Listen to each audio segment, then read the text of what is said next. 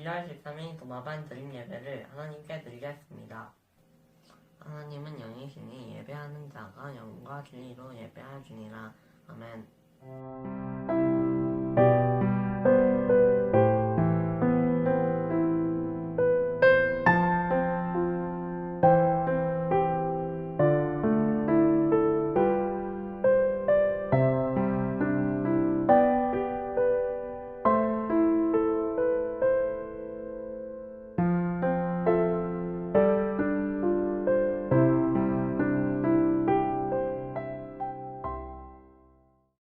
다같이 사도신경으로 우리의 신앙을 고백합니다. 나는 전능하신 아버지 하나님, 천주의 창조주를 믿습니다. 나는 그의 유일하신 아들, 우리 주 예수 그리스도를 믿습니다. 그는 성령으로 잉태되어 동정녀 마리에 사하시고 본디오 빌라도에게 고난을 받아 십자가에 못 박혀 죽으시고 장사된 지 사흘 만에 죽은 자 가운데서 다시 살아나셨으며 하늘에 오르시어 전능하신 아버지 하나님 우편에 앉아 계시다가 거기로부터 살아있는 자와 죽은 자를 심판하러 오십니다. 나는 성령을 믿으며 거룩한 공교회와 생명의 교제와 내일 여섯는 것과 몸의 보혈과 영생을 믿습니다. 아멘. 다같이 그 맑고 환한 밤 중에 1절 찬양하겠습니다.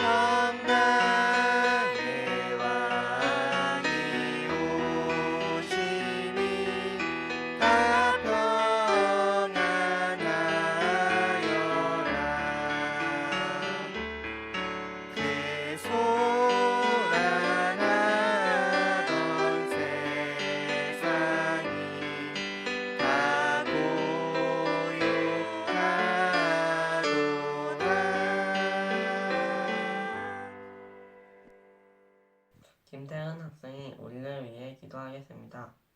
기도 후에는 김주효 학생이 성경 봉독하겠습니다. 하나님 아버지, 이런 어려운 상황 속에서도 이렇게 온라인으로 드림 예배를 함께 할 수 있게 해주셔서 감사합니다. 하나님, 코로나 백신과 치료제를 연구하시는 분들께 지혜를 주셔서 이 상황에서 벗어날 수 있도록 도와주세요. 또 코로나에 걸리신 분들께는 면역력을 주셔서 다시 건강할 수 있도록 도와주세요. 하나님, 저희가 이번 일주일 동안 잘못한 것이 있다면 용서해 주세요. 그리고 사람들에겐 각자 두려움이라는 것이 있습니다. 만약 저희가 두려움에 빠진다면 하나님께서 용기와 지혜를 주셔서 그 두려움이라는 공간에서 빠져나갈 수 있도록 해주세요. 예수님의 이름으로 기도드립니다. 아멘.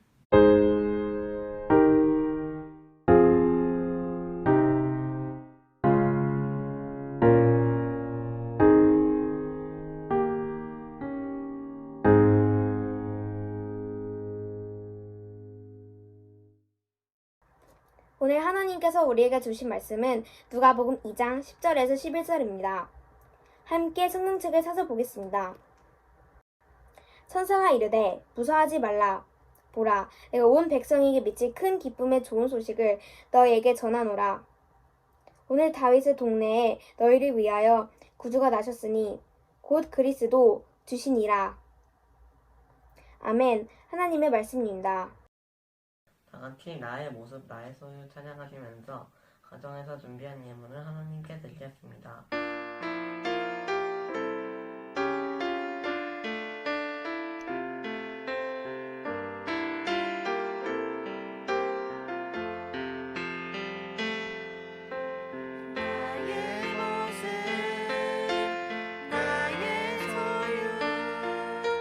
주님 앞에 모두 드립니다.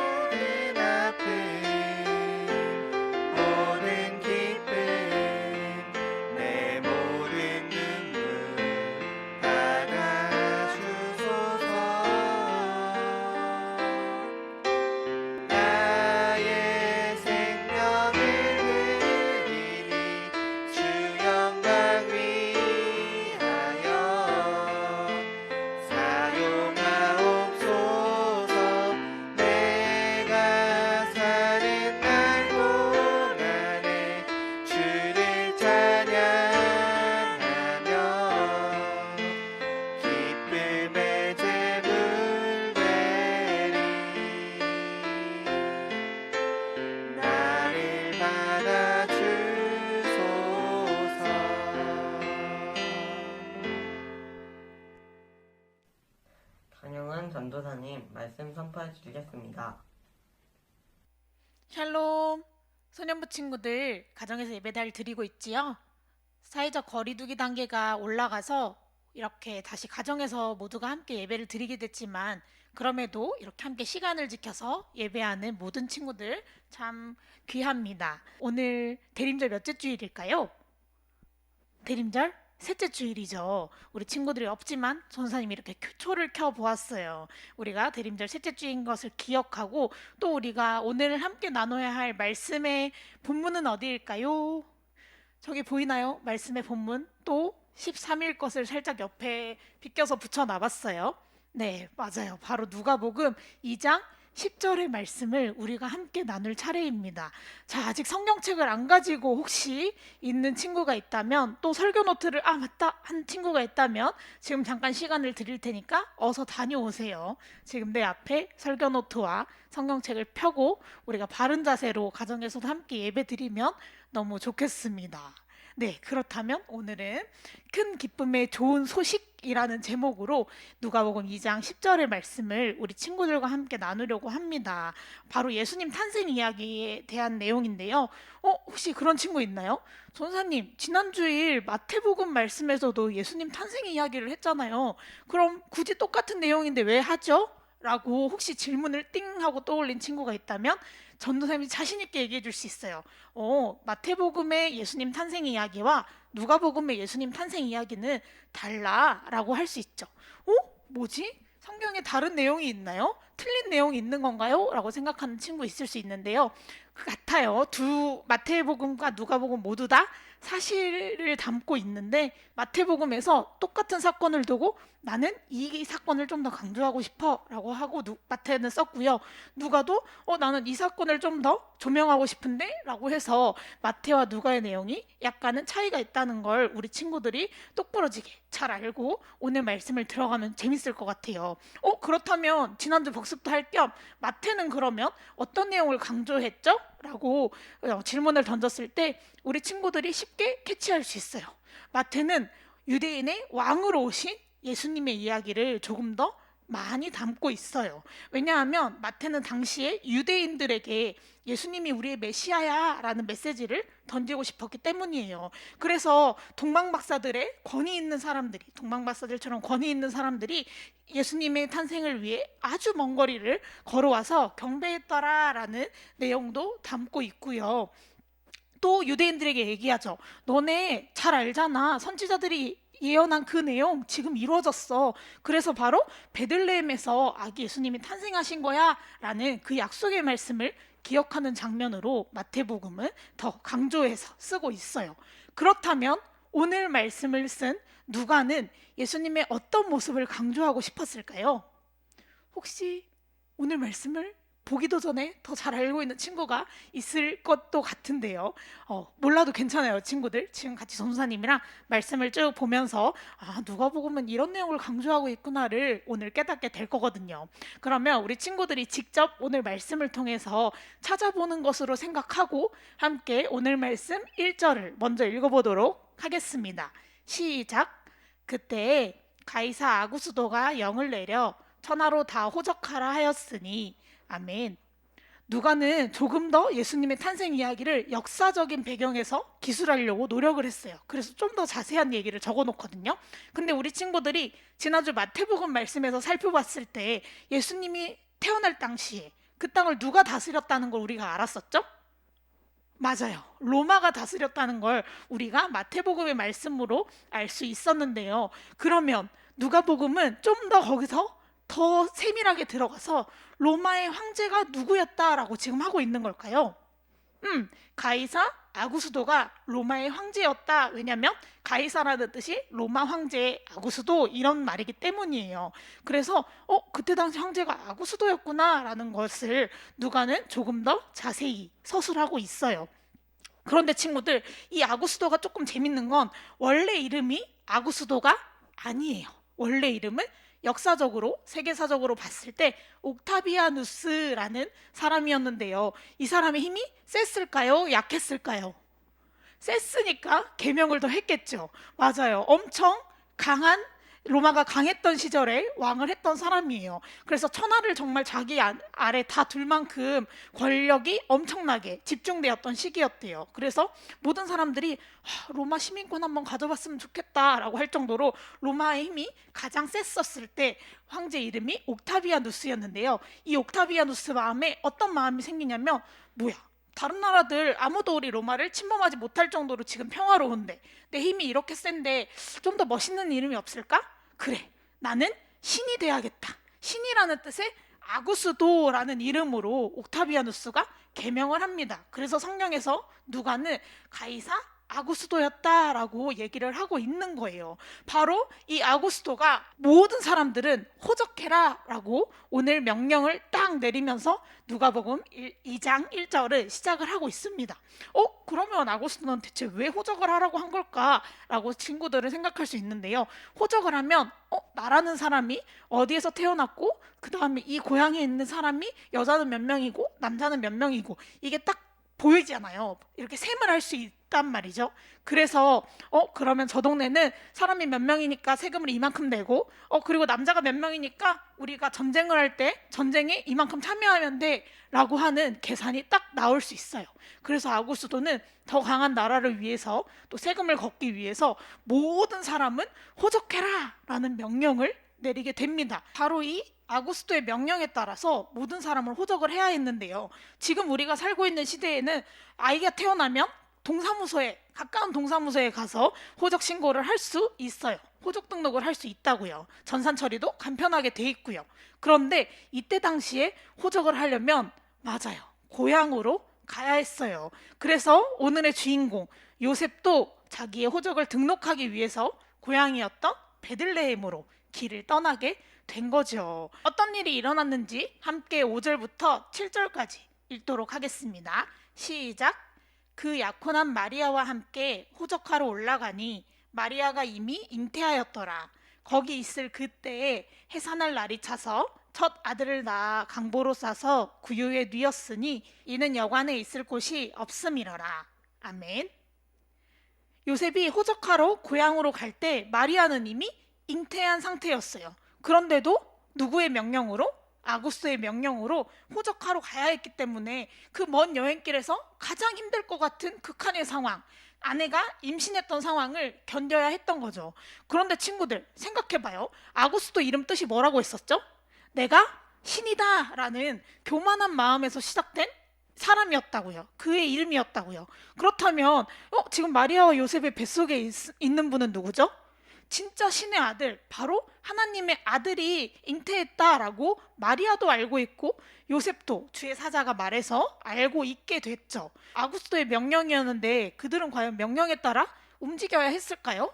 우리 친구들에게 아마 현장에서 물어봤다면, 이 성전에 나와 있는 친구들이었다면 굳이 안 가도 됐겠죠. 하나님이 알아서 하실 건데요. 아무렴 뱃속에 하나님의 아들이 계신데요 라고 우리 친구들이 쉽게 아마 머릿속으로 띵 떠올렸을 수 있어요. 바로 이 아구스도의 명령에 요셉은 마리아를 데리고 자신의 고향이었던 베들레헴으로 길을 떠나게 됩니다.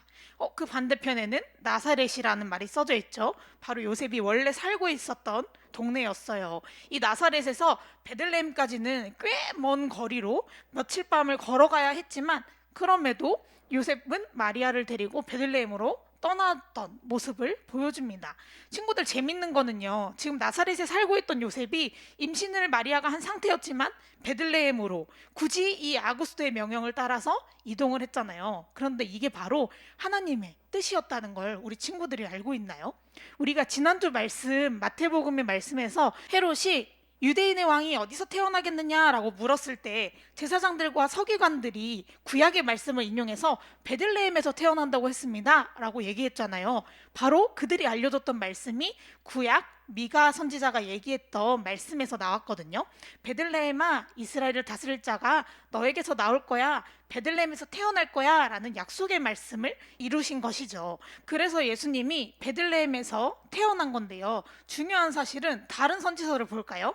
이사야 선지자는 이렇게 이야기를 합니다.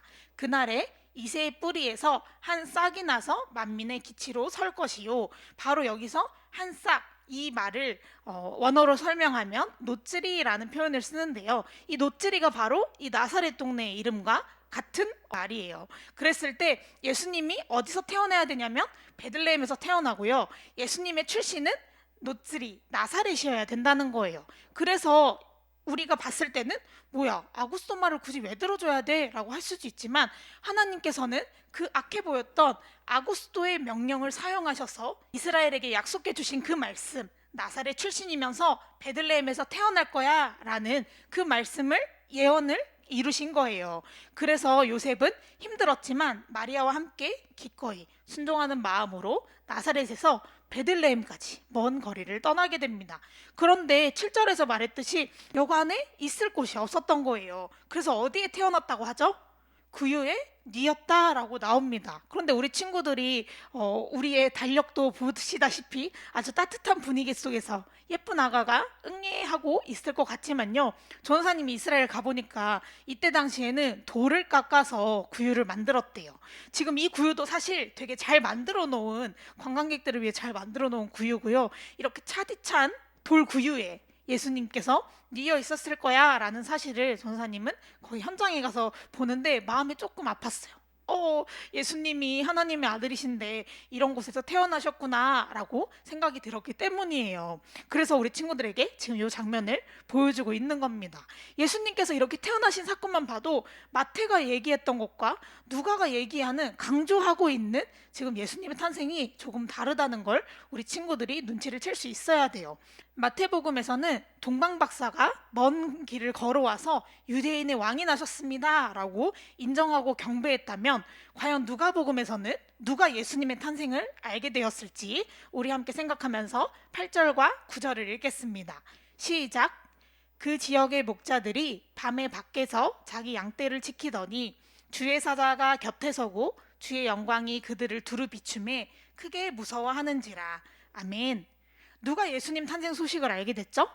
맞아요. 목자들이 알게 됐어요. 친구들 벌써 다르구나 라는 걸 느낄 수 있죠. 우리가 흔히 목자들과 동방박사들이 함께 와서 경배하는 장면을 많이 대림절 달력이나 이런 데서 봤겠지만, 동방박사는 마태복음에서 조명하고 있고요. 목자들이 왔던 건 누가복음에 나온 사건이라는 걸 우리 친구들이 구별해서 알고 있으면 더 좋겠죠. 그런데 친구들, 재밌는 건 이 목자들은 동방박사들처럼 당시에 권위를 인정받는 사람들이 아니었어요. 왜냐하면 이 사람들은 다른 사람의 땅을 빌려서 가축을 기르기도 했고요. 또 다른 사람들이 잘 때 열심히 양을 지키고 또 자신의 가축을 지키며 일을 해야 하는 사람들이었거든요. 그렇다면 이 목자들은 당시에 야, 대단한 사람이다, 너는 커서 꼭 목자들처럼 돼야 된다, 이런 사람들이었을까요? 아니면 절대 목자들처럼 되면 안 돼, 저렇게 힘든 일은 하는 게 아니야, 부정한 일이야 라는 평가를 받았을까요? 후자 쪽에 가까웠겠죠. 당시에 권위를 인정받을 수 있는 직업이 아니었지만 그럼에도 그 목자들에게 주의 사자가 찾아와서 이렇게 이야기를 합니다. 함께 10절과 11절을 읽겠습니다. 시작. 천사가 이르되 무서워하지 말라. 보라, 내가 온 백성에게 미칠 큰 기쁨의 좋은 소식을 너희에게 전하노라. 오늘 다윗의 동네에 너희를 위하여 구주가 나셨으니 곧 그리스도 주시니라. 아멘. 천사가 와서 뭐라고 얘기하죠? 온 백성에게 미칠 큰 기쁨의 좋은 소식을 너희에게 전해줄게 라고 이야기를 하고 있는 거예요. 그 기쁨의 좋은 소식이 어떤 소식이었죠? 맞아요. 다윗의 동네에 베들레헴에 너희를 위한 구주가 나셨어. 곧 그리스도 주야. 그가 온 세상을 구원할 뿐이야 라는 사실을 특별히 하찮게 여김받던 목자들을 향해 이야기를 하고 있는 거예요. 그래서 목자들은 이 소식을 듣자마자 우리 얼른 베들레헴으로 가세라고 베들레헴으로 길을 떠났고, 아기 예수님을 만나 그 아기 예수님을 만나게 하신 하나님께 영광 돌리고 경배했다라는 사건으로 오늘 누가복음은 예수님의 탄생 이야기를 말씀하고 있어요. 그렇다면 친구들, 누가복음에서는 어떤 예수님을 우리에게 얘기하고 싶은 것 같아요? 우리 친구들 마음속에 느껴지는 게 있나요? 당시 로마의 황제 아구스도가 모든 사람은 호적해라, 그래서 너네는 다 내 맘대로 할 수 있는 사람들이야 라고 자신이 신임을, 왕임을 주장했지만 누가가 하고자 했던 말은 아니야, 하나님이 우리를 위해 준비하신 진짜 하나님의 아들은 바로 마국간에 태어나신 아기 예수님이야 라는 얘기를 누가는 하고 있는 거고요. 더 나아가서 그는 우리를 구원하기 위해 오신 분이고 그래서 우리에게 큰 기쁨의 좋은 소식이야 라는 사실을 목자들에게 먼저 알려줌으로써 너네 지금 메시아 너네 잘 살게 해줄 그 왕을 기대하지 그랬을 때 엄청난 기적과 환상을 보여주시면서 예수님이 이 땅으로 뚝 떨어지신 것이 아니라 또 엄청 높은 사람들에게 찾아와서 내가 진짜 왕이다 하지 않으시고 의도적으로 더 낮은 모습으로 또 낮게 여김받았던 그 목자들에게 찾아오셔서 너네에게 진짜 큰 기쁨의 좋은 소식을 알려줄게 라고 누가는 강조하고 있는 거예요. 우리 소년부 친구들은 어떤가요? 예수님의 탄생이 우리 친구들에게 큰 기쁨의 좋은 소식인가요? 우리가 오늘 달력을 다 완성하게 되면 저 13일 달력에는 이렇게 붙겠죠. 큰 기쁨의 좋은 소식. 그런데 이 기쁨의 좋은 소식이 우리 친구들의 소식인가요? 전사님 그래서 오늘 제목에 두 개를 붙여왔어요. 큰 기쁨의 좋은 소식, 물음표와 큰 기쁨의 좋은 소식, 느낌표가 있는데 우리 친구들은 물음표에 가깝나요? 느낌표에 가깝나요? 전사님이 다 알 수는 없지만 여기 설교 노트에 물음표, 느낌표 이렇게 써주면 어떤 뜻인지 알 수 있는 좋은 암호가 될 것 같아요. 바라기는 우리 친구들에게 예수님이 탄생 소식이 물음표가 아니라 느낌표가 되면 너무 좋겠는데요. 물음표였던 친구들 괜찮아요. 나는 왜 좋은 소식인지 모르겠어. 나랑 전혀 상관이 없어. 라고 심지어 생각할 친구들도 느낌표로 바꿀 수 있는 방법이 있어요. 바로 무엇이냐면 우리 친구들의 약함을 인정하는 것이에요. 우리 친구들의 약함을 인정하라는 말은 바로 죄에 대해 약한 것을 인정하라는 거예요. 무슨 말이냐면 우리 친구들이 죄의 결과는 죽음이래, 사망이래. 그래서 나는 죄를 짓지 않아야겠어. 그래도 하나님이 싫어하시는 일이니까 안 해야지 라고 머리로 결심을 했지만 하루 중에 죄를 안 지을 수 있을까요? 그런 사람을 본 적이 없어요. 사실 그럴 수가 없어요. 우리가 무의식 중에라도 생각으로, 마음으로, 입술로 지을 수 있는 것이 바로 죄이기 때문에 우리가 죄에 대해서 연약함을 인정해야 돼요. 죄의 결과는 사망이라는데 그럼 죽을 수밖에 없는 건가? 난 어떡하지? 라는 그 해결되지 않는 문제를 위해 오신 분이 바로 아기 예수님이라는 사실이에요. 그래서 하나님이 직접 자신의 아들을 이 땅 가운데 보내셨다라는 것을 우리가 깨달을 때 나의 약함으로 오신 분이 예수님이고 이 나의 약함, 특별히 죄에 대한 약함을 해결하실 수 있는 분은 바로 예수님 뿐이구나 라는 것을 인정할 때 우리 친구들에게 예수님이 이 땅 가운데 오신 소식이 진정 큰 기쁨의 좋은 소식이 될 수 있을 줄 믿어요. 그래서 바라기는 이번 대림절에는 우리 친구들이 나의 약함을 좀 들여다보면 좋겠어요. 나는 어떤 죄를 많이 짓고 있지? 특별히 내가 거부하고 싶어도 거부할 수 없게 또 연약함을 드러낼 수밖에 없게 짓는 죄들이 뭐가 있지? 라고 한번 생각해보고 또 적어보고 기도해보면서 그래서 예수님이 오셨구나. 그래서 하나님께서 예수님을 보내셨구나 라는 사실을 깨달으면 좋겠어요. 그렇게 깨달을 때 우리 친구들에게 예수님이 오신 이 사건이 비로소 큰 기쁨의 좋은 소식이 될 줄 믿어요. 바라기는 이번 대림절 셋째 주에는 아주 낮은 모습으로 오신 아기 예수님을 바라보는 또 메시아로 인정하는 내 삶의 주인으로 인정하는 우리 소년부 가족들이 되기를 축복합니다. 그래서 나의 연약함을 들여다보고 인정할 때 그 예수님이 나를 위해 오셨구나 라는 고백과 함께 정말 예수님의 성육신 사건이 내게 큰 기쁨의 소식이 될 줄 믿습니다. 그래서 우리 소년부 모든 가족들이 예수님을 나의 주인으로 인정하고 나의 메시아로 인정하는 이번 대림절 셋째 주간 되기를 주님의 이름으로 축복합니다. 함께 기도하겠습니다. 더 낮은 모습으로 이 땅 가운데 오신 아기 예수님을 경배합니다. 우리가 들판에서 양을 치던 목자들처럼 아기 예수님의 소식을 듣고 찾아가 기뻐하며 하나님께 영광 돌리길 원합니다. 우리의 연약함을 깨닫게 하셔서 오직 구원의 통로인 예수님을 주로 인정하며 고백하는 대림절이 될 수 있도록 도와주세요. 그럴 때 하나님께서 우리 소년부 각 가정에 찾아가 주셔서 만나주시고 큰 기쁨이 있도록 함께 해주세요. 한 주간도 큰 기쁨의 좋은 소식을 이웃들과 함께 나누길 원하며 예수님의 이름으로 기도합니다. 아멘. 가정, 학교, 이웃을 위해 함께 기도하겠습니다.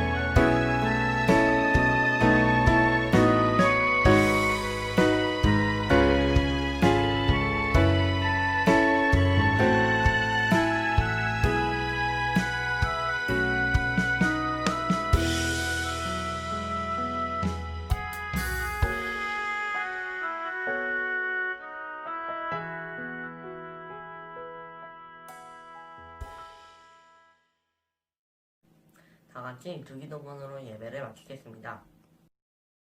하늘에 계신 우리 아버지, 아버지의 이름을 거룩하게 하시며 아버지의 나라가 오게 하시며 아버지의 뜻이 하늘에서와 같이 땅에서도 이루어지게 하소서.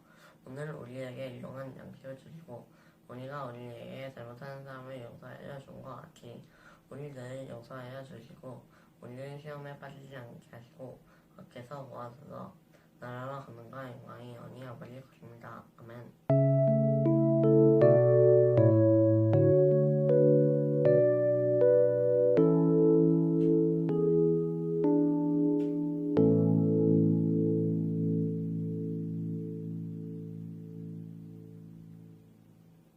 소년부 친구들 광고 시간이에요. 첫 번째 광고는요. 우리 소년이부 예배 시간은 주일 오후 12시입니다. 우리가 원래 가정에서 다 예배드리게 되었을 때는 10시에 함께 예배를 드렸지만 이제는 계속 소년이부 예배 시간이 12시라는 거, 따로 예배드린다는 걸 꼭 우리 친구들이 기억하고 예배에 참여했으면 좋겠습니다. 두 번째 광고는요. 대림절 출석 이벤트가 여전히 진행 중입니다. 원래 두 가지 방법이 있었죠. 첫 번째는 성전 예배 참석, 두 번째는 가정에서 유튜브로 지금처럼 예배드리고 줌 반모임 하는 것 이렇게 돼 있었는데 이제 올해 안에는 1번 방법은 좀 어려울 것 같아요. 그래서 우리 친구들 당황하지 말고 두 번째 방법 있지요. 가정에서 지금처럼 12시 예배를 드리고 줌으로 함께 모여서 우리가 얼굴 보면서 반모임을 진행하면 출석으로 인정해드리도록 하겠습니다. 그래서 우리 친구들 지금처럼 가정에서 열심히 시간 지켜 예배드리고 함께 줌까지 참석하면 너무 좋겠어요. 줌으로 참여하는 방법 다들 알죠? 우리 지금 예배가 진행되고 있는 창 더보기를 클릭하면 거기 줌 주소가 나와 있어요. 그 링크 클릭해서 들어오면 되겠습니다. 자, 그리고 대림절 달력 우리 친구들 잘하고 있지요. 벌써 소년부실에도 이렇게 한 줄, 두 줄 이렇게까지 지금 진행됐어요. 혹시 저 아직도 라고 하는 친구들 지금 빨리 시작하세요. 우리가 이번에 교육부가 함께 가기 때문에 말씀이 한 절씩이에요. 그래서 우리 친구들에게 언제든지 대림절 말씀 달력을 묵상할 수 있도록 만들었으니까요. 오늘까지 13일 달력까지 완성해 주시면 되겠습니다. 그리고 완성한 친구들은 마지막에 우리가 모아서 선물을 주도록 할게요. 그리고 다음 주일 예배도 역시나 이렇게 온라인으로 드린다는 거 우리 친구들이 기억하고 꼭 예배에 참석했으면 좋겠어요. 그럼 지금 반모임 하러 가볼까요? 줌으로 들어오세요.